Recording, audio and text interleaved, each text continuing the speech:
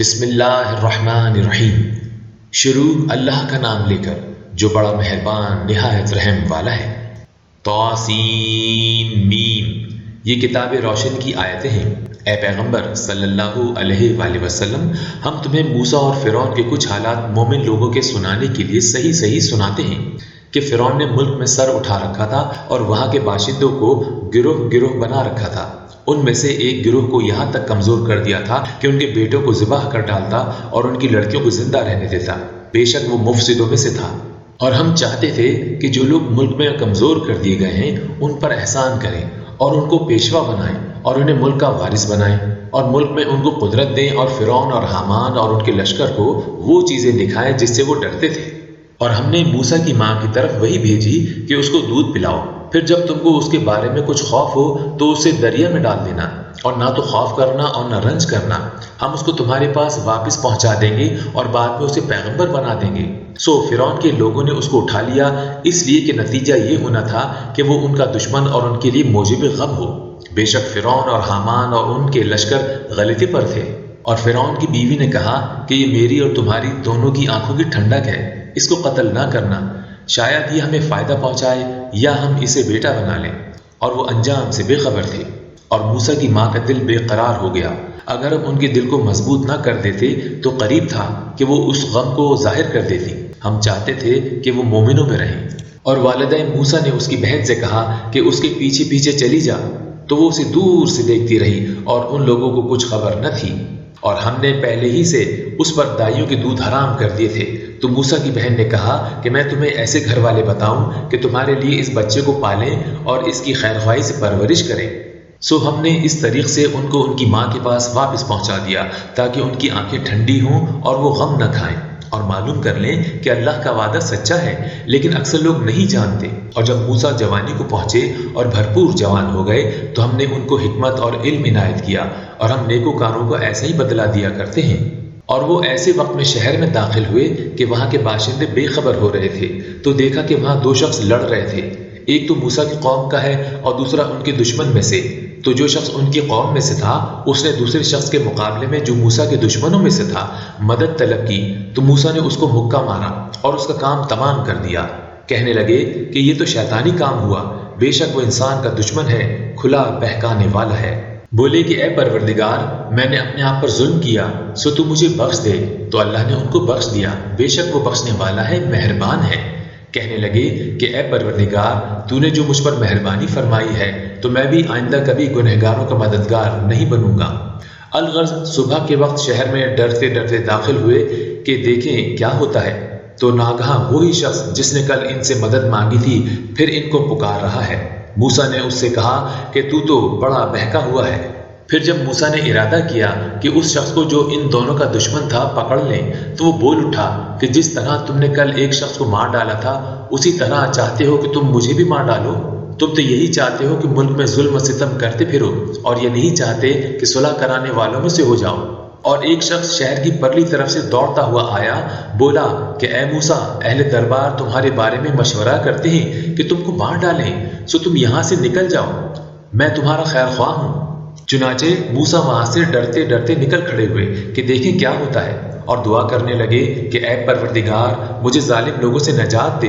اور جب انہوں نے مدین کی طرف رخ کیا تو کہنے لگے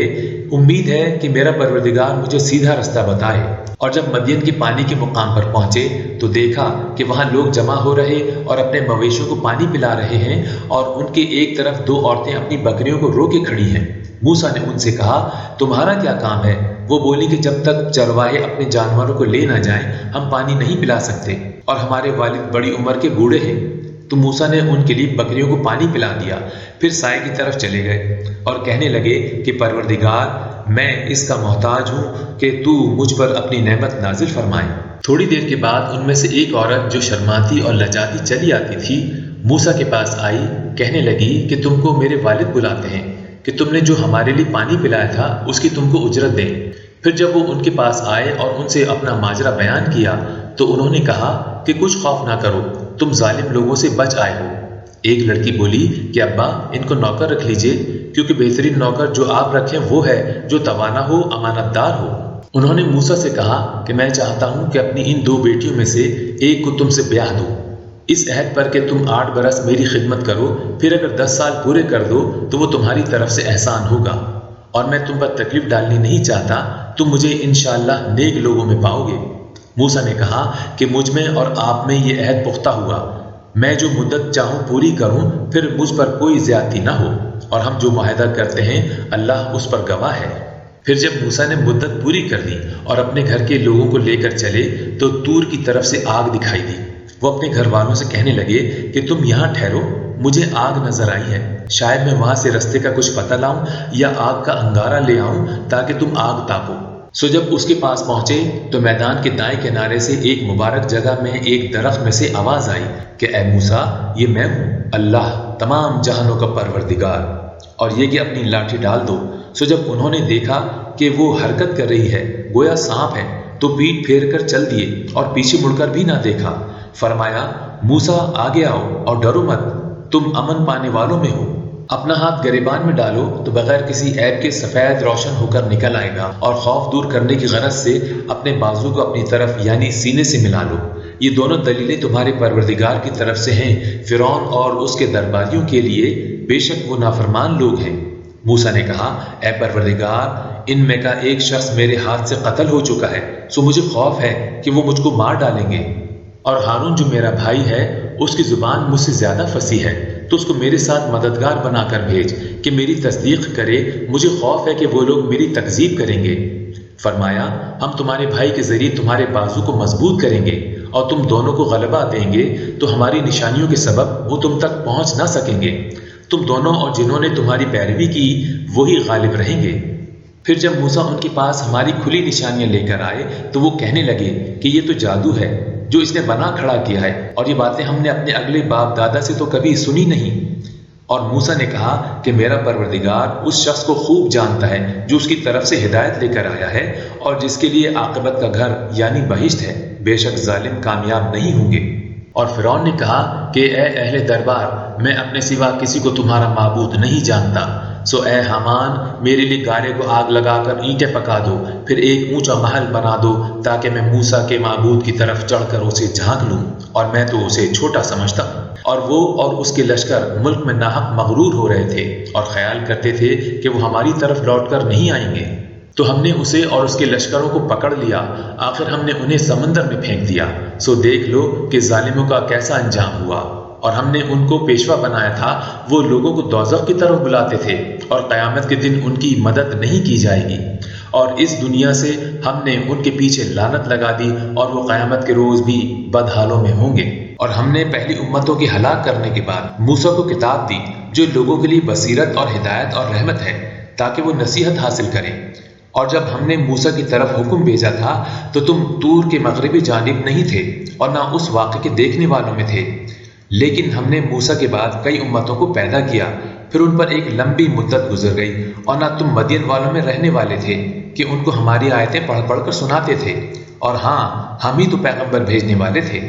اور نہ تم اس وقت جب کہ ہم نے موسیٰ کو آواز دی طور کے کنارے تھے، بلکہ تمہارا بھیجا جانا تمہارے پروردگار کی رحمت ہے تاکہ تم ان لوگوں کو جن کے پاس تم سے پہلے کوئی خبردار کرنے والا نہیں آیا خبردار کرو تاکہ وہ نصیحت حاصل کریں۔ اور اے پیغمبر، ہم نے تم کو اس لیے بھیجا ہے کہ ایسا نہ ہو کہ اگر ان اعمال کے سبب جو ان کے ہاتھ آگے بھیج چکے ہیں ان پر کوئی مصیبت واقع ہو تو یہ کہنے لگے کہ اے پروردگار، تو نے ہماری طرف کوئی پیغمبر کیوں نہ بھیجا کہ ہم تیری آیتوں کی پیروی کرتے اور ایمان لانے والوں میں ہوتے۔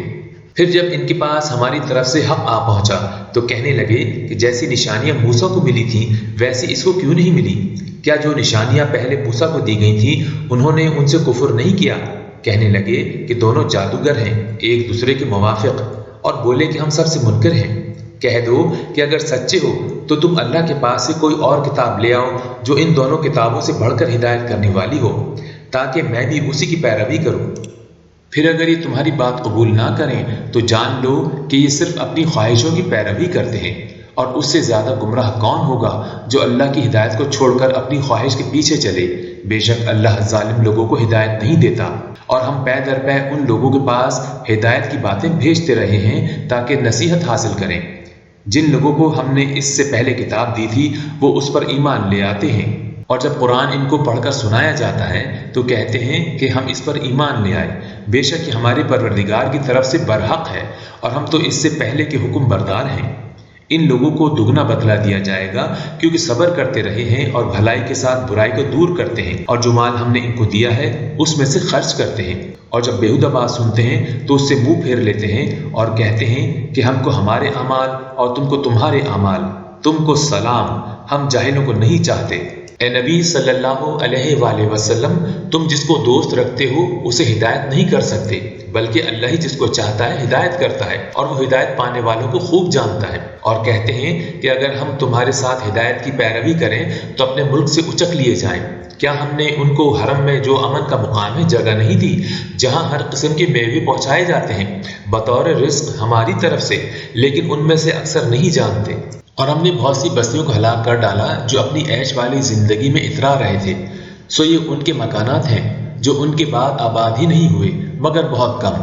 اور ان کے بعد ہم ہی وارث ہوئے، اور تمہارا پروردگار بستیوں کو ہلاک نہیں کیا کرتا جب تک ان کے بڑے شہر میں پیغمبر نہ بھیج لے جو ان کو ہماری آیتیں پڑھ پڑھ کر سنائے، اور ہم بستیوں کو ہلاک نہیں کیا کرتے مگر اس حالت میں کہ وہاں کے باشندے ظالم ہوں۔ اور اے لوگو، جو چیز تم کو دی گئی ہے سو وہ دنیا کی زندگی کا فائدہ اور اس کی زینت ہے، اور جو اللہ کے پاس ہے وہ بہتر اور ہمیشہ باقی رہنے والی ہے۔ کیا تم سمجھتے نہیں؟ بھلا جس شخص سے ہم نے اچھا وعدہ کیا اور وہ اسے حاصل کرنے والا ہے تو کیا وہ اس شخص کا سا ہے جس کو ہم نے دنیا کی زندگی کے فائدے سے بہرہ مند کیا؟ پھر وہ قیامت کے روز ان لوگوں میں ہو جو گرفتار کر کے حاضر کیے جائیں، اور جس روز اللہ ان کو پکارے گا سو کہے گا کہ میرے وہ شریک کہاں ہیں جن کا تمہیں دعویٰ تھا۔ تو جن لوگوں پر عذاب کا حکم ثابت ہو چکا ہوگا وہ کہیں گے کہ اے ہمارے پروردگار، یہ وہ لوگ ہیں جن کو ہم نے گمراہ کیا تھا، اور جس طرح ہم خود گمراہ ہوئے تھے اسی طرح ہم نے ان کو گمراہ کیا تھا۔ اب ہم تیری طرف متوجہ ہو کر ان سے بیزار ہوتے ہیں، یہ ہمیں نہیں پوچھتے تھے۔ اور کہا جائے گا کہ اپنے شریکوں کو بلاؤ، سو وہ ان کو پکاریں گے تو وہ ان کو جواب نہ دے سکیں گے، اور جب عذاب کو دیکھ لیں گے تو تمنا کریں گے کہ کاش وہ ہدایت یاب ہوتے۔ اور جس روز اللہ ان کو پکارے گا اور کہے گا کہ تم نے پیغمبروں کو کیا جواب دیا تھا، تو اس روز ان پر خبریں بند ہو جائیں گی، پھر وہ آپس میں کچھ بھی نہ پوچھ سکیں گے۔ سو رہا وہ شخص جس نے توبہ کی اور ایمان لایا اور عمل نیک کیے تو امید ہے کہ وہ کامیاب ہونے والوں میں ہو، اور تمہارا پروردگار جو چاہتا ہے پیدا کرتا ہے اور جسے چاہتا ہے برگزیدہ کر لیتا ہے۔ ان کو اس کا اختیار نہیں ہے، یہ جو شریک کرتے ہیں اللہ اس سے پاک و بالاتر ہے، اور ان کے سینے جو کچھ مخفی کرتے ہیں اور جو یہ ظاہر کرتے ہیں تمہارا پروردگار اس کو جانتا ہے۔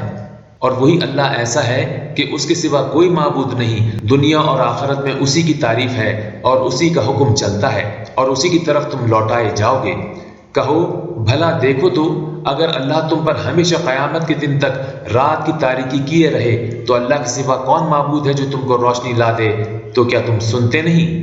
کہو کہ بھلا دیکھو تو اگر اللہ تم پر ہمیشہ قیامت تک دن کیے رہے تو اللہ کے سوا کون معبود ہے کہ تم کو رات لا دے جس میں تم آرام کرو؟ تو کیا تم دیکھتے نہیں؟ اور اس نے اپنی رحمت سے تمہارے لیے رات کو اور دن کو بنایا تاکہ تم اس میں آرام کرو اور اس میں اس کا فضل تلاش کرو اور تاکہ شکر کرو۔ اور جس دن وہ ان کو پکارے گا تو کہے گا کہ میرے وہ شریک جن کا تمہیں دعویٰ تھا کہاں ہیں؟ اور ہم ہر ایک امت میں سے ایک گواہ نکال لیں گے، پھر کہیں گے کہ اپنی دلیل پیش کرو، تو وہ جان لیں گے کہ سچ بات اللہ کی ہے، اور جو کچھ وہ افتراء کرتے تھے ان سے جاتا رہے گا۔ قارون موسیٰ کی قوم میں سے تھا، پھر وہ ان پر زیادتی کرنے لگا، اور ہم نے اس کو اتنے خزانے دیے تھے کہ ان کی کنجیاں ایک طاقتور جماعت کو اٹھانا مشکل ہوتی۔ جب اس سے اس کی قوم نے کہا کہ اترائیے مت کہ اللہ اترانے والوں کو پسند نہیں کرتا، اور جو مال تم کو اللہ نے عطا فرمایا ہے اس سے آخرت کی بھلائی طلب کیجیے اور دنیا سے اپنا حصہ نہ بھلائیے، اور جیسی اللہ نے تم سے بھلائی کی ہے ویسی تم بھی لوگوں سے بھلائی کرو، اور ملک میں طالب فساد نہ ہو کیونکہ اللہ فساد کرنے والوں کو دوست نہیں رکھتا۔ وہ بولا کہ یہ مال مجھے میرے ہنر کے سبب ملا ہے، کیا اس کو معلوم نہیں تھا کہ اللہ نے اس سے پہلے بہت سی امتیں جو اس سے قوت میں بڑھ کر اور جمعیت میں بیشتر تھیں ہلاک کر ڈالی تھی، اور گناہ گاروں سے ان کے گناہوں کے بارے میں پوچھا نہیں جائے گا۔ تو ایک روز قارون بڑی آرائش اور ٹھاٹھ سے اپنی قوم کے سامنے نکلا۔ جو لوگ دنیا کی زندگی کے طالب تھے کہنے لگے کہ جیسا مال و متاع قارون کو ملا ہے کاش ایسا ہی ہمیں بھی ملے، وہ تو بڑے نصیب والا ہے۔ اور جن لوگوں کو علم دیا گیا تھا وہ کہنے لگے کہ تم پر افسوس، مومنوں اور نیکوکاروں کے لیے جو ثواب اللہ کے ہاں تیار ہے وہ کہیں بہتر ہے، اور وہ صرف صبر کرنے والوں ہی کو ملے گا۔ بس ہم نے قارون کو اور اس کی حویلی کو زمین میں دھسا دیا تو اللہ کے سوا کوئی جماعت اس کی مددگار نہ ہو سکی اور نہ وہ بدلہ لے سکا۔ اور وہ لوگ جو کل اس کے رتبے کی تمنا کرتے تھے صبح کو کہنے لگے، ہائے شامت، اللہ ہی تو اپنے بندوں میں سے جس کے لیے چاہتا ہے رزق فراخ کر دیتا ہے اور جس کے لیے چاہتا ہے تنگ کر دیتا ہے۔ اگر اللہ ہم پر احسان نہ کرتا تو ہمیں بھی دھسا دیتا۔ ہائے خرابی، کافر کامیاب نہیں ہوتے۔ وہ جو آخرت کا گھر ہے ہم نے اسے ان لوگوں کے لیے تیار کر رکھا ہے جو ملک میں ظلم اور فساد کا ارادہ نہیں رکھتے، اور انجام نیک تو پرہیزگاروں ہی کا ہے۔ جو شخص نیکی لے کر آئے گا اس کے لیے اس سے بہتر صلہ ہوگا، اور جو برائی لائے گا تو جن لوگوں نے برے کام کیے ان کو بدلہ بھی اسی طرح کا ملے گا جس طرح کے وہ کام کرتے تھے۔ اے پیغمبر صلی اللہ علیہ وآلہ وسلم، جس اللہ نے تم پر قرآن کے احکام کو فرض کیا ہے وہ تمہیں پہلی جگہ لوٹا دے گا۔ کہہ دو کہ میرا پروردگار اس شخص کو بھی خوب جانتا ہے جو ہدایت لے کر آیا اور اس کو بھی جو کھلی گمراہی میں ہے۔ اور اے نبی صلی اللہ علیہ وآلہ وسلم، تمہیں امید نہ تھی کہ تم پر یہ کتاب نازل کی جائے گی مگر تمہارے پروردگار کی مہربانی سے نازل ہوئی، سو تم ہرگز کافروں کے مددگار نہ ہونا، اور وہ تمہیں اللہ کی آیتوں کی تبلیغ سے بعد اس کے کہ وہ تم پر نازل ہو چکی ہیں روک نہ دیں، اور اپنے پروردگار کو پکارتے رہو اور مشرکوں میں سے ہرگز نہ ہو جانا، اور اللہ کے ساتھ کسی اور کو معبود سمجھ کر نہ پکارنا، اس کے سوا کوئی معبود نہیں، اسی کی ذات پاک کے سوا ہر چیز فنا ہونے والی ہے، اسی کا حکم چلتا ہے اور اسی کی طرف تم لوٹ کر جاؤ گے۔